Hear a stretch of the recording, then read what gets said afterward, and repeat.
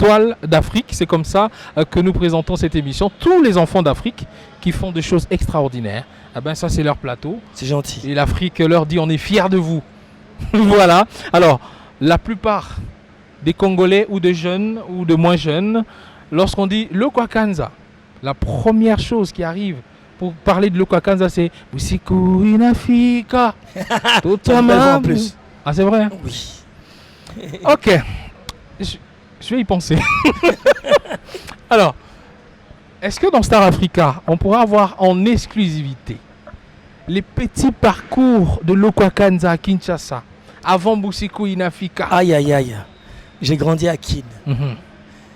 J'ai habité dans plusieurs endroits à Kin. J'étais à Ndolo. Ensuite, j'ai été à Prince de Liège. Ensuite, Kaouka et pour finir en Ngaba. Là où est ma famille maintenant. Et pour aller à l'école à l'Athénée de la Gare, j'ai quitté Kankauka à pied jusqu'à l'Athénée de la Gare. Ok. Et ainsi que le retour. Ok. Donc, Kin Penza, Eza, Panakoli. Dans la poche. Maintenant, lorsqu'on dit le parcours de Loko à Kinshasa, c'est lorsqu'il il faisait sa petite guitare, il jouait avec qui dans le quartier, comment est-ce que cette histoire est partie? Voilà, dans ce sens-là. Dans ce sens-là, j'ai commencé à l'âge de 8 ans. Ok. C'était dans Misha Misha, un groupe de petits chanteurs. Et ensuite, il y a un grand frère du quartier qui jouait de la guitare.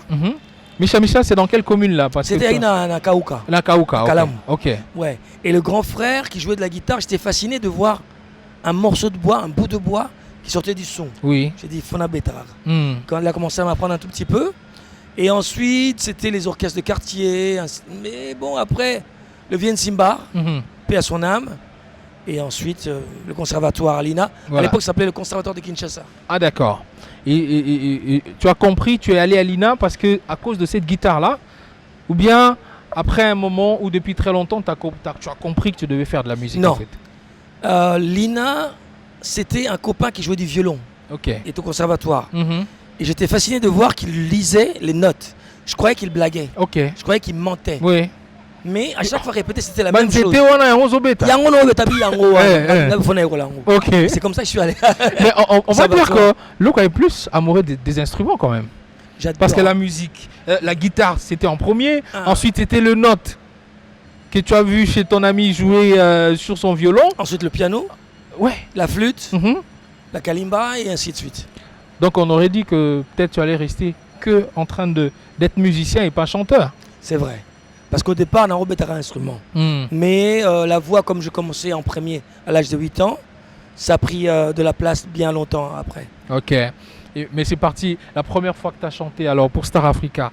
Au début, on aime des exclusivités. La première fois que tu as dit, les leçons à Betty Mbappé. En public, comme en tant que Lokwa ou ici à Kinshasa? Ici à Kinshasa, alors on parle du début, quoi, le début du commencement. Alors du début du commencement, il y a 2 endroits. Oui. C'est à l'église, j'ai quasiment fait toutes les églises catholiques ici, dans l'église. Ah bah, chorale. Je jouais. Et ensuite, on a fait une sorte d'Olympia avec de bouts de sac. Oh là là. Ouais. Mais ça, c'est cool, ça. Na 11 ans, tu ta place. Ok. Ma maquillage, ma bleu, tout, tout. Na soir, le donc, samedi soir. Manzanza, tout ça là. Manzanza. Oui. Ma micro à plastique. Ok. Somme. Taïsa, le groupe ça s'appelait. Oh, Taïsa. Taïsa. Est-ce qu'il y a encore des anciens de Taïsa aujourd'hui? Taïsa. Kaïsa. Oh, tu te dis, mais. Mon voisin à Paris. Ah, mais les autres, non. Les autres, non. Il est toujours dans la musique, lui? Non, Tika Musique Bandakala. Ah, d'accord. Mais c'est super, voilà. C'est ça, la particularité de Star Africa. On arrive à découvrir des petits trucs comme ça. En Ngaba, il n'y a pas eu un groupe, non? En Ngaba, non. En Ngaba, je jouais avec des amis, mais il n'y a pas eu de groupe. Mon frère a fait un groupe. René? Non, René, pas le grand frère de René. Mais Didi. En fait, votre famille et la musique, c'est toute une histoire. Famille Mobimba. Naba nièce, naba neveu, naba cousin, tous ils font de la musique. C'est les parents qui ont commencé ou c'est parti d'où en fait? Mon père faisait de la guitare. Ou c'est le grand frère qui a donné le goût aux autres? Moi, oui, mais le papa jouait de la guitare. Ok. La maman lui a interdit de jouer de la guitare parce qu'il y avait beaucoup de filles autour quand il jouait. Ah. Donc, pératique. Oui.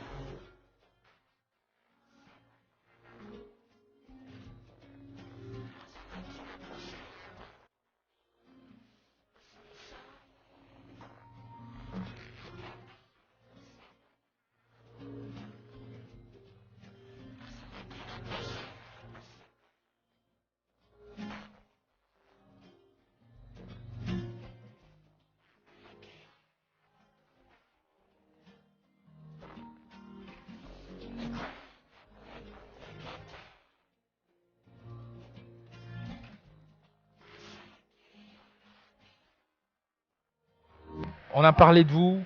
Il y a eu un parcours incroyable qui continue d'ailleurs parce que c'est pas encore fini. Et jusqu'à aujourd'hui, on parle de nos formats qui va fêter aussi son anniversaire. C'est vrai. Et parlez-nous de nos formats.